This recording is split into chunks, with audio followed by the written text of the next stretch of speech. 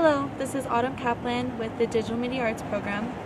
Today we are doing a student film on Robin Collier's kcei radio station. When I was 11 or 12, we lived in a tiny community in Northern California, and a group of us, 12 to 15-year-olds, started our own newspaper. Wow. The Beachcomber it was called, and we went and covered the water board meetings, we did stories, journal, all kinds of journalism. And then when I was in high school, I was on the Tam High newspaper. We published a weekly broadcast tabloid newspaper. And one of our next door neighbors was Richard Moore, one of the founders of KPFA and the Pacifica Foundation. And at that time, he was the director of KQED TV. So I was exposed to, public radio and public TV as it truly should be, listener supported. And my father was a documentary and anthropological photographer, so I was exposed constantly to all of his students. Met, Robert Frank, Gary Snyder, Allen Ginsberg, all these different parts of the Beat generation. So I just grew up around all that. In 2007, we applied for a license and got that, but that's a pretty major project. That's putting a new tower and 100 solar panels on Pickery's Mountain. Plus there's lots of land title problems up there. So in the meantime, we purchased a small station in Red River and moved it to San Antonio Mountain, and that's where we're broadcasting from now. But from Pickery's, once we get that on the air, that would reach 4 times as many people, maybe 200,000 people.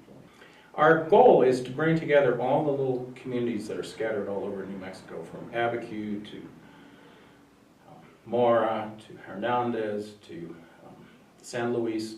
All those communities are only covered in the state press if there's a murder or rape. We want to have them tell their own story about their communities. And when we have that wider coverage, we'd be able to do that and get them to produce their own radio. That's our long-term goal.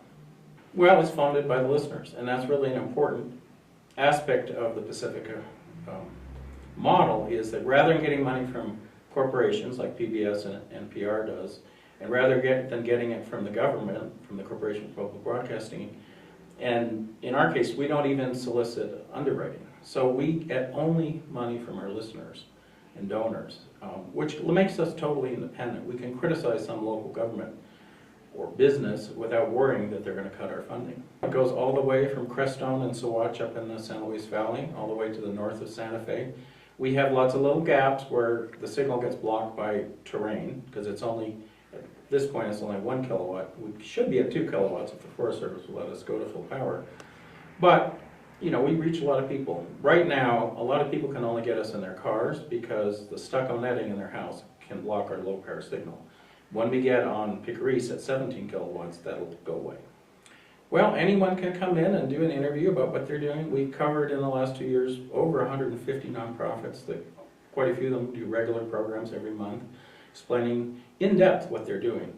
It's not a 5-minute soundbite. It's half-hour in-depth discussion of what their programs are. And we cover all kinds of conferences, meetings. We'll broadcast hours of a meeting, if that's important to the community. On our website, we have over 3,500 segments that we've recorded over the last 15 years on the Acequias, land grant history. We have hundreds of recordings from Somos poetry readings, all kinds of events, musical events. So we're trying to document the cultural history of New Mexico, northern New Mexico. A lot of people don't realize that resource of the website, culturalenergy.org. You click on Listen Online and you can go to our archive and listen to all those recordings. They can volunteer, they can produce shows themselves, they can come in and volunteer to edit. We have 3 workstations with Pro Tools for editing, and we could have a 4th if there was that much demand. That's one of our big problems, is a lot of the recording we do, we don't have enough editors to edit. A lot of people think when you record something, you just put it right on the air. It takes about twice as many hours of editing to get a piece ready for airing. So it takes a lot of work. We have Channel 18. We're actually broadcasting every week to keep our license active. That, if it gets on Pickeries, would also reach about 200,000 people. And people don't realize that broadcast TV is actually growing. More and more people can't afford to pay for, satellite or cable or all these other things. Meanwhile, the big forces like Microsoft and Google and Netflix are trying to force broadcast TV off the air. So broadcast TV can be a very important component. Our goal in the long range is to get all the programs around the state that do media programs and have them produce documentaries, get that broadcast, and then get DirecTV and Dish TV to carry Channel 18 statewide. KNME only produces 2 hours a week of local programming. That's unbelievable. Of all the millions of dollars they have, that's all they can produce. Most of the state doesn't get covered. And so if you had programs from eastern New Mexico, from Farmington, from Las Cruces, you'd really be covering the rural areas of New Mexico. So that's a long-term goal.